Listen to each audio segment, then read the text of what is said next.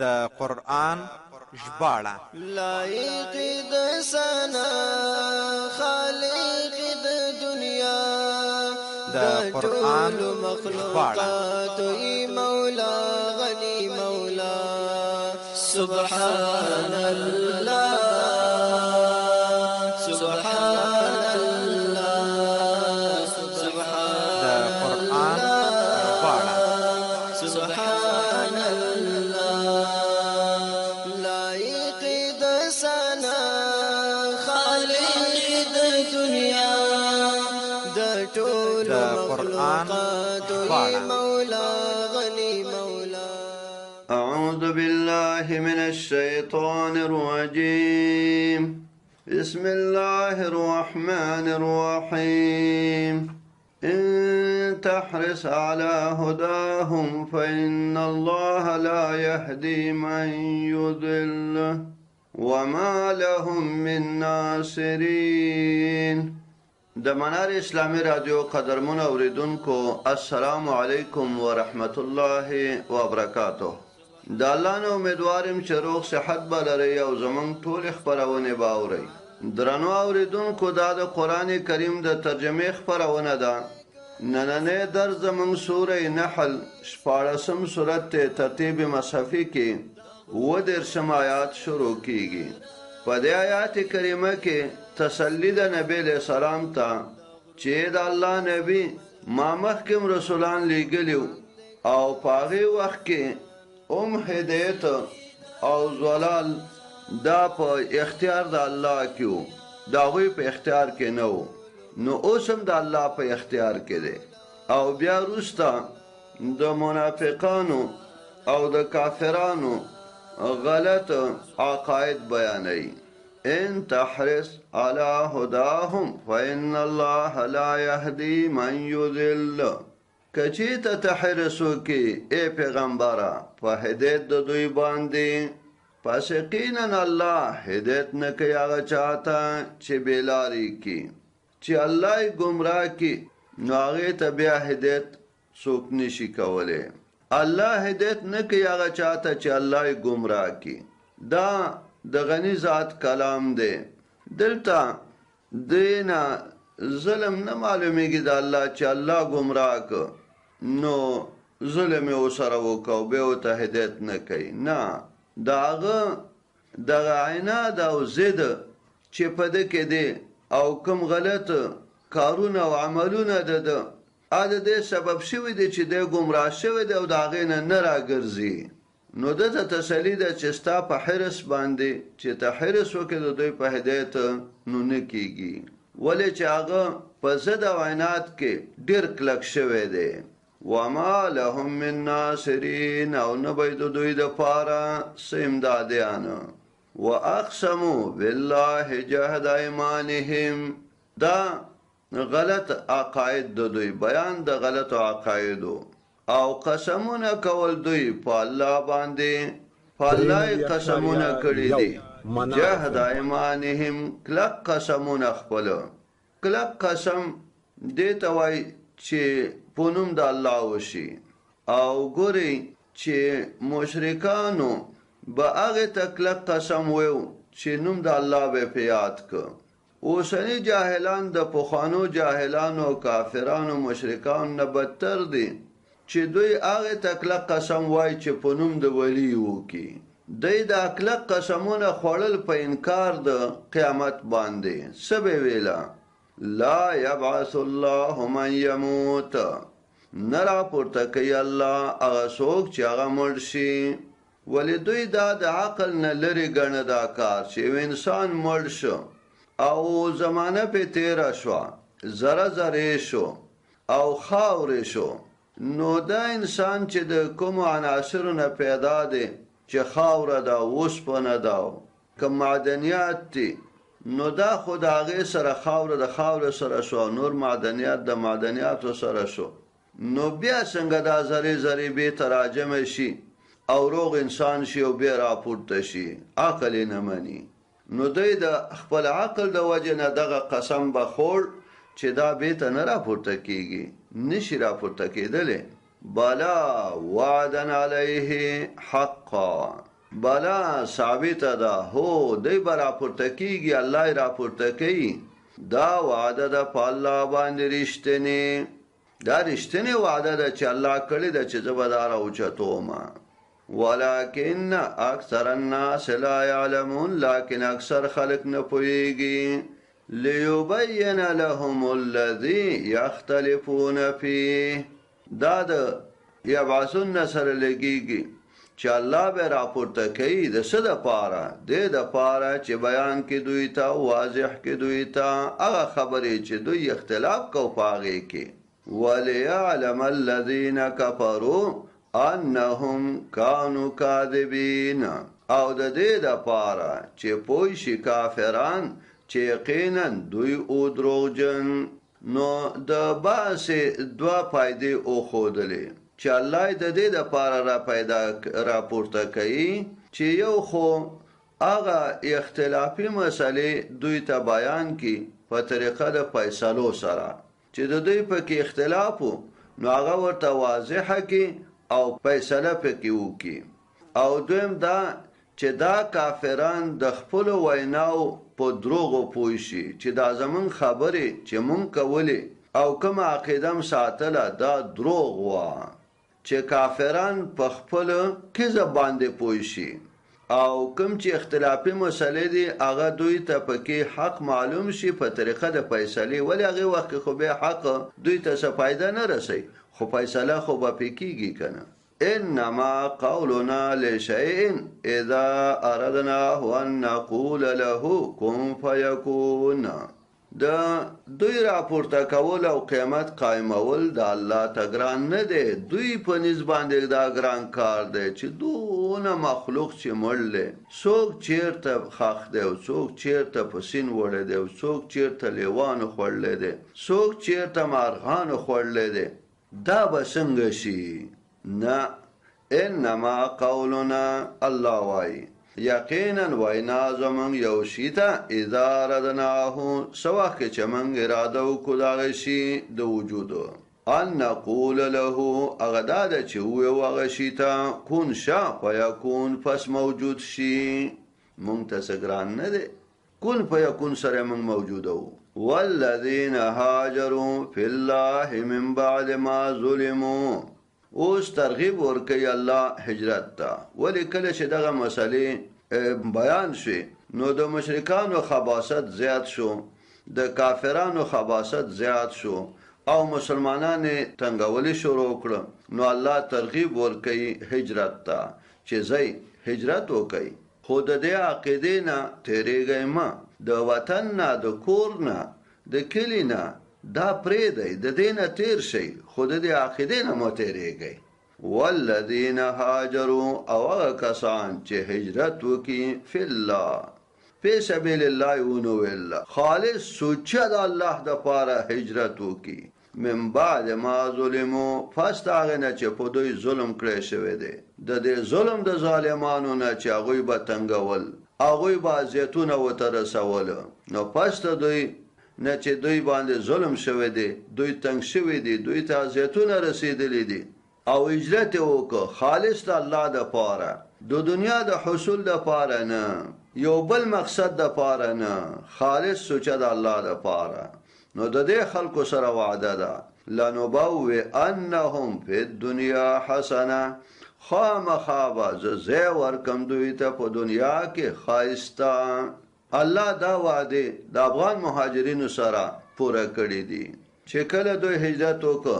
نو الله والله د خپل زینونه خزینه ورکړه او پراخه ورکړه او دارنګ رزق هم پراخه ورکړه ولا اجر الاخرته اکبر لو كانوا يعلمون او خامخا اجر د اخرت ډیر لوی دی کاش دوی پوهیدلې په زمانه کې الله مهاجرینو سره خپل دغه وعده پوره کړی ده په صدر اول کې چې مهاجرینو هجرت وکړه حبشه ته نو آلته هغه رحم دل باچا غوي مندک داغه ملګرتوب اختیار ک او بیا د هغه نه دوسته دویم هجرت چې مدینه ته وکړه نو آلته هغه انصار د دوی سره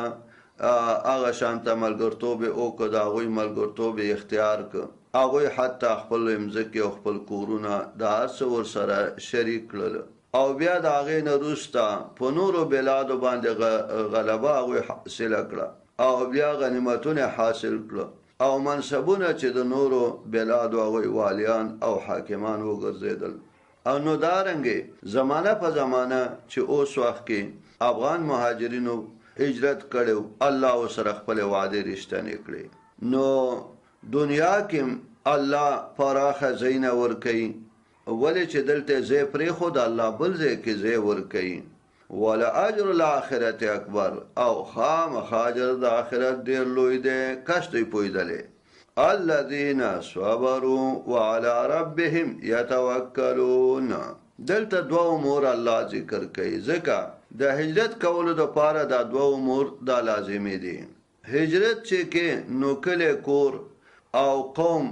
دا به پرېږدي، خپل باغونه او خپل جایدادونه به پرېږدي. چې ایستم نه د وطن پرېښودل دا ډېر غټ زور لري، چې خپله خوښ هم نه او په ظلم باندې په زور ته تنګ شوی او دا پرېږدي، نو دا انسان ته د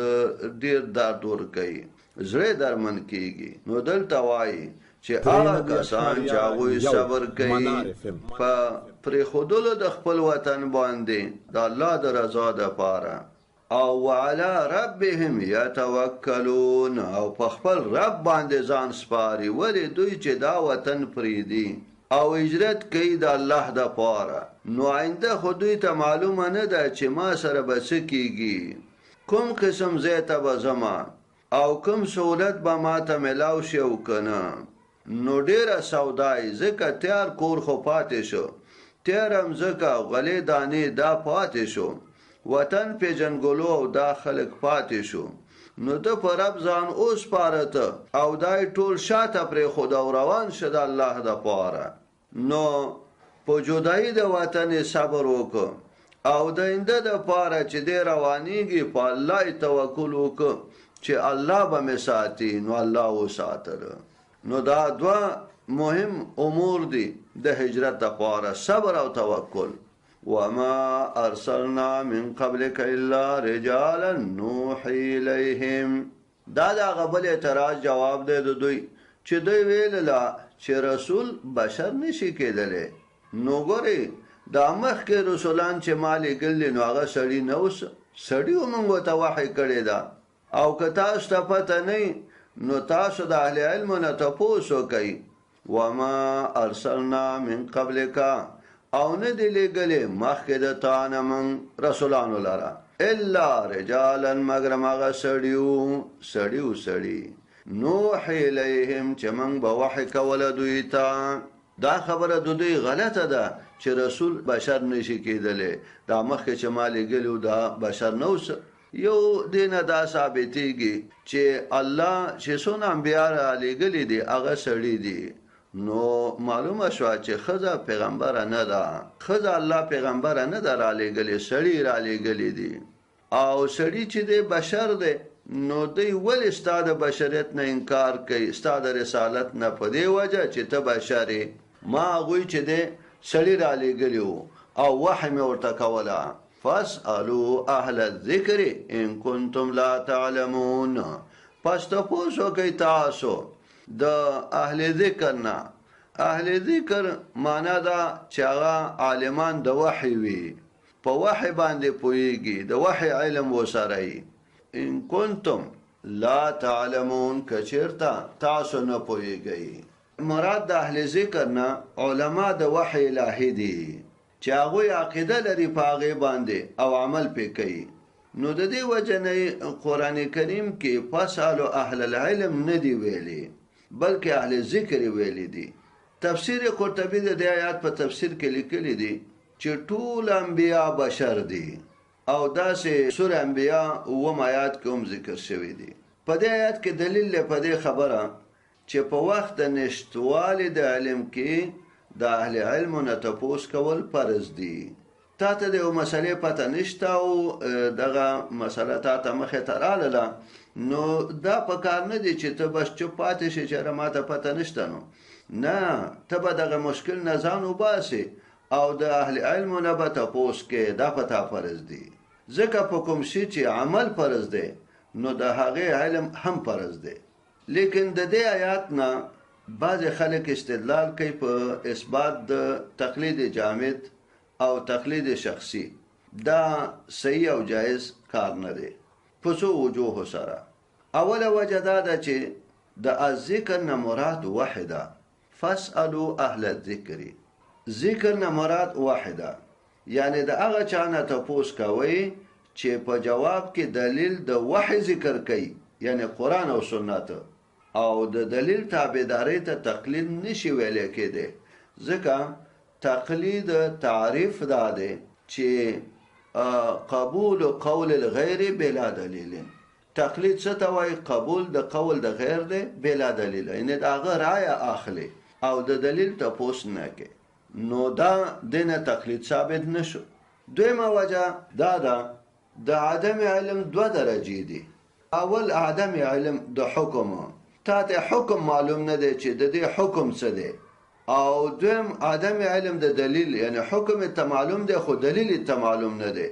د دواړو تپوسونه کول لازم دي نو چې دلیل ورته معلوم شي نو دا خو تقلید نه دی دا خو به اتباع ده په اتباع خو قرآن کریم کې امر شوی دی ګوره یو اتباع ده او یو تقلید دی تقلید چې دی قبول د قول د غیر دی بلا دلیله دا مضموم دی او یو اتباع ده اتباع باندې قرآن کریم کې امر شوی دی او د تقلید نه منع شوی ده اتباع باندې امر دی اتباع ممدوح ده اتبع ما انزل الیکم د ما انزل الیکم اتباع وکړئ تقلید باندې په ټول قرآن کریم کې د تقلید لفظ نه د اکثر شوی چې تاسو تقلید وکړئ نو دا تقلید نشه چې دلیل درته معلوم شو ځکه تقلید څه شی دی قبول قول الغیر بلا دلیل درېمه وجه دا ده چې الله تعالی اهل ذکر عام ذکر کړی دي او مقلد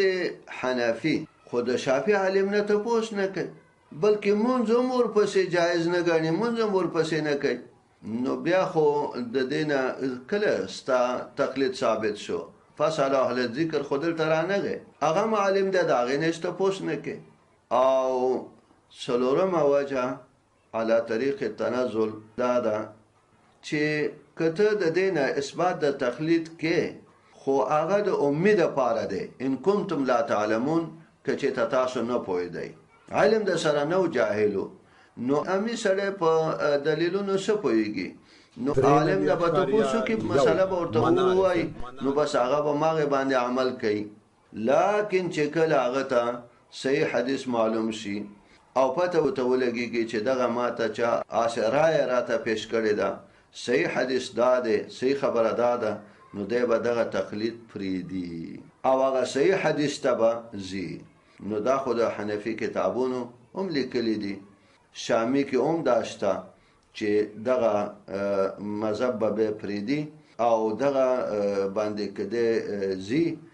نو دغه تقلید مذموم او حرام دی چې د صحیح حدیث په مقابل کې بیا وای ما ته پلانی پیر صاحب ویلی مولا صاحب ویلی زدا اوس پرېدم نه دغه حرام او ناروا او مذموم کار دی بلکې هغه پرېدي او صحیح حدیث پسې بزي او دینه دا معلومه شو چې دغه ته تقلید وی نو دا خو به د جاهل او د امید لپاره دی نو اهل علم خو به تپوس کوي او دلیل بزان تخکاره کوي ان کنتم لا تعلمون کو نه پوهیدئ جاهلان وای د عالمانو نه تپوس کوي چې صحیح لار ده توخی او که په خپل په قران او حدیث پوهیدلی نو قران او حدیث نه واخلي او بل دا چې دلته وای چې فاسالو اهل ذکر تپوس کوي تپوس ته ژوند نه کیږي او دوی تقلید د امام صاحب ثابت یوازي نو هغه نه تپوس نشي کېده یو مړل خبره وسره نشي کېده دویم دا هغه کتابونه هم نشته چې دا هغه وکتل شي چې د کې څه ویل دي دا چې کوم د فقه حنفي کوم کتابونه دي دا نور مولیانو لیکل دي امام صاحب کوم کتاب پکې لیکل دي نو د دې آیات نه رد تقلید ثابتېږي نه اثبات د تقلید بالبينات والزبر لیکلو موږ دغه پیغمبران په دلایل عقلی او په کتابونو باندې وانزلنا اليك الذكر لتبين للناس او موږ نازل کړی دی تا ته پیغمبره الذکر قرآن. معلوم شو چې اهل ذکر قرآن والا چې په قرآن پوهیږي، قرآن ورسره دی. موږ تا ته نازل کړی دی قرآن د دې دپاره چې ته بیان کې خلکو ته واضح کې. نو معلوم شو چې احادیث دا ټول تفصیل له د پاره د قران کریم، د قران کریم تفصیل او تفسیر دی، وضاحت دی. نو د احادیثونه هم لابودی ده. نو هغه څوک په قران نه پوهیږي چې هغه په حدیث نه پوهیږي، ولی حدیث چې دی دا د قران وضاحت کوي، تفصیل کوي او تفسیر کوي. او دارنګ د قران کریم هر هغه حکم یا ترجمه تاویل له چې د حدیثو مخالف وي. لتبین للناس ما نزل الیهم، دې د پاره چې تواضح کې خلقو ته او بیان کې خلقو ته هغه چې نازل کې شوی دی دوی ته د قران کریم وضاحت ته ورته وکي. ولعلهم يتفکرون، او د دې د پاره چې دوی سوچ وکي په دې قران کریم کې فکر وکي. افامن الذين مكروا السيئات، آیا په امن کې دي او بیغم دي هغه کسان چې هغه تدبیرونه کوي، بد تدبیرونه کوي، دوی بیغم دي او بے خوف دي او بے خطر دي د عذاب د الله نه. ان يخسف الله بهم الارض، چې خسف کې الله په دوی باندې مزکه کې کتر راکاږي وي منډي. او یاتهم العذاب من حيث لا يشعرون، او یا راشي دوی ته عذاب داغه طرف نه چې دوی ته پته نشته. او یا خودهم فی تقلبهم، یاونی سي دوی لره په خپل بستر کې تقلب زیاده اولیدو راولیدو. او یا تقلب په سفر کې چې دوی چکر مکر وي چې تخارونو کې ګرځي. فما هم بمعجزین، پس نه دي دوی عاجز کون کې الله لرا چوب تختی او پټ بشي، بس الله به را پیدا نه کی. او یا خودهم علی تخوف، او یا ونی سي دوی لرا په یرا باندې لکه د اوسنی زمانه باچین او حاکمان. دا د الله عذاب دی دوی ته په ویره کې دي، ځانونه بند کړل په شیشو کې او په دغه بندو گاړو کې ګرځي. اے الله ته توبه وباسه، اسلامي نظام حاکم کړي، مجرم له سزا ور کړي، قاتل چې د قصاص کړي، او غل او ډاکو له سزا ور کړي، زانی له سزا ور کړي. چې مجرم له سزا ور کړي شو، اسلامي قانون نافذ شو، ویره ختمه شو، د امن ژوند به اختیار کړي. اوس ستاسو نوم دی خوشاله استئ چې باچې ما، نو خو ژوند د غلامۍ او د زندان دی ستاسو. نو کچې ته تاسو الله ته توبه وباسئ، اسلامي نظام حاکم کړي، نو د زندان او غلامۍ نه به راوځئ، بیا به واقعي باچې نستئ. فإن ربکم لرؤوف رحیم، فسقینا رب ستاسو خامخا شفقت کوونکی دی او ډېر مهربانه دی په تاسو باندې. که توبه وباسئ الله ته نو ژوند به هم ښایسته شي. اوس خو ډېر سخت دی ژوند دی چې ټس چې ته واوري او لکه چې دماکه وشوه او بم په ما والوته. خو توبه الله ته وباسئ چې د دغه خطر او د یېرې د ژوند نه خلاص شئ. اولم یروا الی ما خلق الله من شیء، آیا دوی نه ګوري هغه څه ته چې الله پیدا کړي دي کوم شی نه، څومره شی نه چې ته وینې. یتفیأ ظلاله عن الیمین والشمائل سجدا لله، چې کږیږي را کږیږي سوري د هغې ښي طرف او چپ طرف ته سجده کوونکي الله ته، وهم داخرون، او دوی دي ذلیله. اے انسان عقیده وساته، دا سوري چې په دې طرف را کوک شو نو داسې سجده کې خدا الله ته، او که په هغې طرف باندې د ونې او د غر او د تیږې او د کور د بنگلې د دوکان سوره دې طرف ته کوک شو نو دې طرف ته سجده وکړه الله ته. سوره چې یعنی یو عرض دی، یعنی جسم هم نه دی، دا سجده کوي الله ته. ولله یسجد ما فی السماوات و ما فی الارض من دابه، او خاص الله لره سجدې کوي هغه څه چې په اسمانونو کې دي او هغه څه چې په مځکه کې دي. من دابه کوم زنده سر، والملائکه، او ملائکه هم الله ته سجدې کوي. ګوره دا غټ مخلوق دی. وهم لا یستکبرون، دوی ځانونه غټ نه ګڼي د الله د بندګۍ نه، نو انسان نسبت ملائکه پورې خو ته ډیر وړوکی او کمزوری مخلوق نو ته ولې الله ته منقاد کېږې نه او ته چې د ځان ولې غټ ګڼې یوه ملایکه دا ټوله دنیا په وزر کې اوچتولی شي داسې غټ مخلوق دی د الله او هغه الله ته سجده کوي یخافون ربهم من فوقهم دغه ملائک یریږي د خپل رب نه چې د پاسه د دوی دی الله د ملائکو د باره دی د عرش عظیم د پاسه دی د الله د پاسه هیڅ شی نشته الله فوق المخلوقات دی د ټولو مخلوقاتو د باره دی دا عقیده وساته ویفعلون ما یؤمرون او کوي دا ملائک هغه چې دوی ته امر وکړی شي نو انسان ته د دونه کمزورتۍ سره ولې هغه کار نه کوي چې تا ته امر کېدلی شي د الله د طرف نه وقال الله لا تتخذوا الهين اثنين او ویلی دی الله ان حکم کړی دی الله چې منی سي کارسازان دوا انما هو اله واحد یقینا دا کارساز تاسو اله دی کارساز دی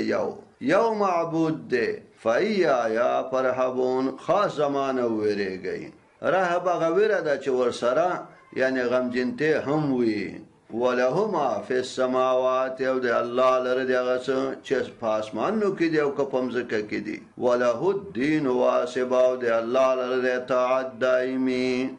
طاعت او عبادت د الله همیشه ده ګورئ دنیا کې د حاکمانو طاعت شته خو څه وخته پورې چې په چوکۍ ناست دی اوسني نظامونه جمهوري دي 4 کاله 5 کاله جمهور رئیس جمهور دی طاعت چلیږي خو بیا وروسته د دې نه لرې شي نو هېڅ هم نشته او دارنګې د ولی او پیر د دې طاعت به کې خو د ژونده پورې چې مړ شو نو بیا د هغه امرونه ختم شو نو طاعت هم ختم شو خو الله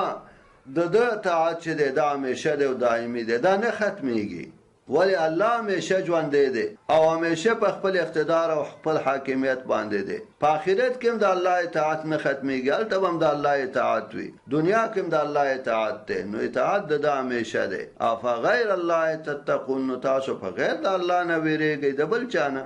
وما بكم من نعمت فمن الله او هغه چې په تاسو باندې دی کوم نعمت چې په تاسو دی نو دا خو د الله د طرف نه دی فمن الله سوچ کوه چې هر نعمت دی نو د چا طرف نه دی د الله طرف نه دی ثم اذا مسكم الضر فإليه تجأرون او بیا څه وخت چې ورسیږي تاسو تکلیف نو دی الله ته تاسو فریاد کوئ د دنه غواړئ نو په وخت راحت کې هم د دنه غواړئ ولی مشرکانو با په وخت تکلیف کې یو الله را مدد کو خو په وخت راحت کې به نور را مدد کول ثم اذا كشف الضر عنكم بیا څه وخت چې لري کې تکلیف د تاسو نه اذا فريق منكم بربهم يشركون ناګای وړل د تاسو نه په خپل رب باندې شرک کوي بیا نور شریکي د الله سره لیکفروا بما آتیناهم نو انجام دا شي چې دوی ناشکري وکړي په هغه نعمتونو چې موږ ورکړلي دوی ته فتمتعوا پس نه پې واخلئ مزې واخلئ فسوف تعلمون پس زر دی چې تاسو به پوه شئ ويجعلون لما لا يعلمون نصيبا مما رزقناهم دا بله غلط عقیده دوی او دوی مقرری د پاره داغه چا لا يعلمون چې هغه نه پويږي برخه داغه نه چې مونږ ورکړل دوی ته کدا بوتان دي نوم نه پويږي چې د څه شي راکړل او کدا د اولیاء قبرونو د پاره څه شي دغه کوي هغه اولیاء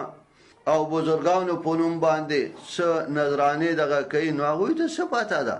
دا ډیر غلط کار دی ويجعلون د مقرری د پاره د هغه چا چې هغه نه پوهیږي اصلا پته ورته نشته یو برخه د هغه مالونه چې مونږ ورکړل دوی ته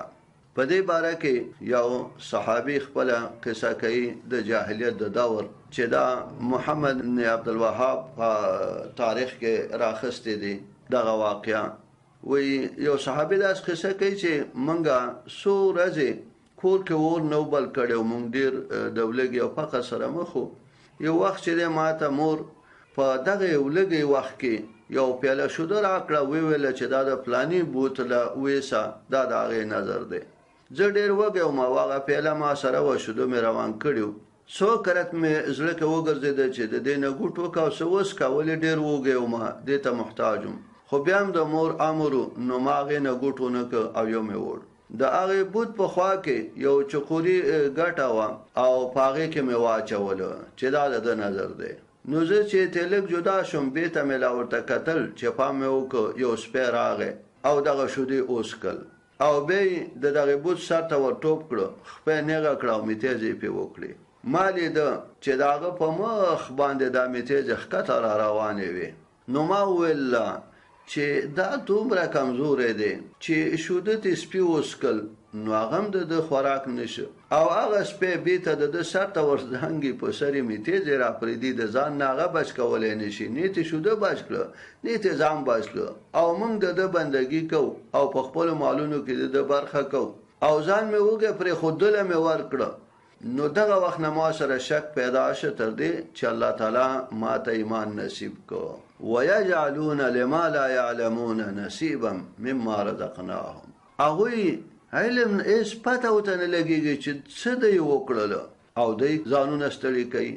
تالله لتسألن عما كنتم تفترون قسم په الله چې خامخا به تاسو تپوس وکړی شي په باره د هغه څه کې چې تاسو کوم دروغ جوړول ويجعلون لله البنات سبحانه بلا غلط عقیده د دوی جوړی او مقرری د الله د پاره لورګانې دوی عقیده ساتله چې د ملائک بنات الله دي د الله لورګانې دي سبحانه پاکی د الله لره الله د پاره نه بنات شته نه جنکۍ شته او نه چې د ذکور اولاد شته د الله بالکل اولاد نشته دی او دوی په اولاد کې یو ذکور دی او یو بنات دی نو هغه بنات دی الله له ثابتوي ولهم ما یشتهون او د دوی د پاره خو هغه څه دي چې دوی غواړي چې هغه ذکور اولاد دی په خپله چې شی خوښوي ذکور اولاد او الله له چې ثابتوي لورګانې وَإِذَا بُشِّرَ أَحَدُهُم بِالْأُنثَىٰ او څه وخت کې چې زیری ورکړی شي یو د دوی ته په انثی باندې چې لور دې وشوه ظل وجهه مسودا وګرځي مخ د تک تور ظل د ورځې وګرځي رڼا ورځ وي او مخ یې تک تور شي وهو کظیم او دی ډک د غم نه یتوارا من القوم من سوء ما بشر به دی پټیږي د قوم نه ځان پټی د قوم نه د وجه د بد هغه زیري نه چې دته ورکړی شوی دی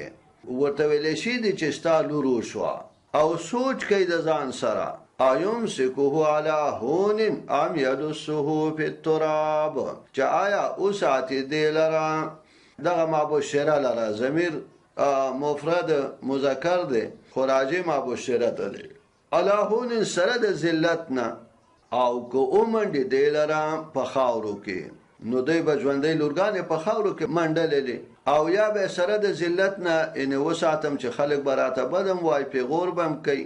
نو په خپله خدا سې کوي الا سا ما یحکمون الا خبردار ډېر بد دی هغه چې دوی فیصله کوي الله لا اول ولد ثابتول غلط کار دی بیا دوی په ولد کې هغه ثابتوي چې په خپله په هغې خفه کېږي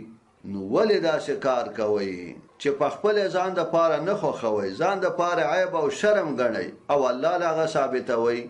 دا ډیره بده فیصله ده ستاسو للذین لا یؤمنون بالآخرة مثل السوء دا پاره دا کسانو چې ایمان لري په آخرت حالت بد حال له دوی ولله المثل الاعلى او خاص الله د پاره د صفاتو چت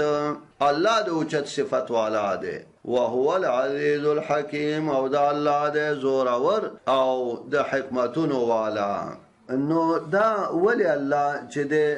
عذاب په نراولي ولو يواخذ الله الناس بظلمهم او کچېرته نیولي الله خلق لرا په سبب د ظلم د دوی ما ترک علیها من دابه نو نه به پرېښې په دې مځکه باندې یو زنده سر ټول به هلاک شوي ولې چې دا انسانان هلاک کیږي او دنیا عذاب راځي نو دا خو عام دی که نه ابو هريره وایي چې مرغۍ ته په ځاله کې هم د انسان د ګناهونو په وجه باندې اثر رسیږي ولكن يؤخرهم الى اجل مسمى بخي عذاب پن راولي نه لكن رستکی دوی لران ترونیټه مقرر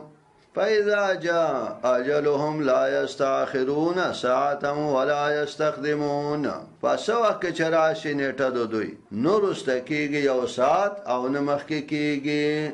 ويجعلون لله ما يكرهون وتصف ألسنتهم الكذبا او دی ګرځي د الله د پاره مخری د الله د پاره چې دوی بد غني چې هغه لورګان دي او دارنګ د ځان سره په خپل واک او اختیار کې بل شریک ول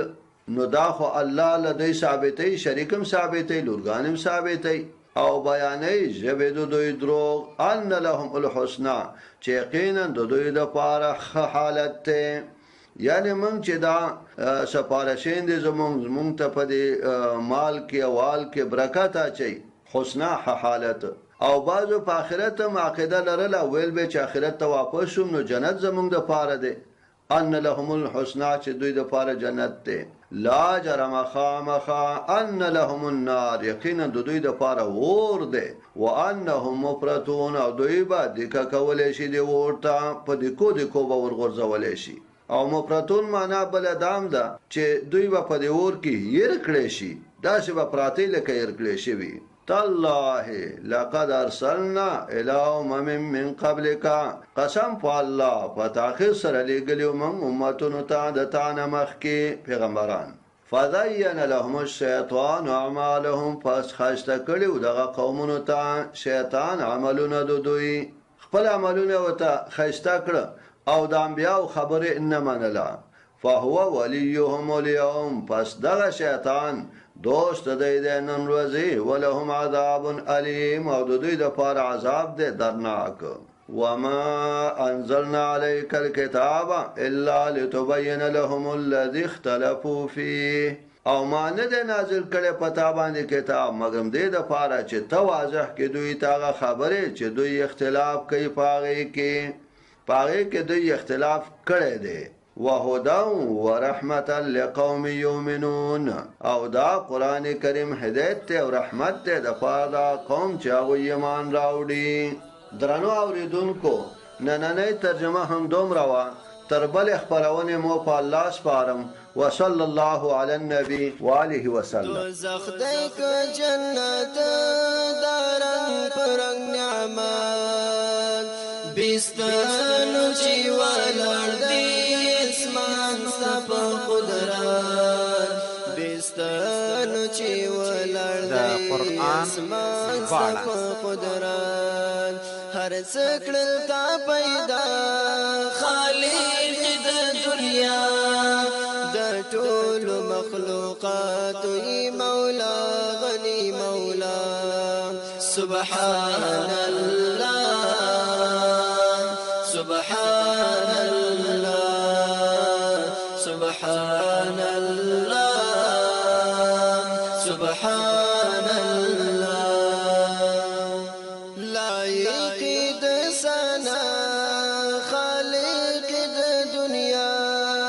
د ټول مخلوقات ای مولا غنی مولا سبحان الله سبحان الله سبحان الله دریم اشاریه یو منار FM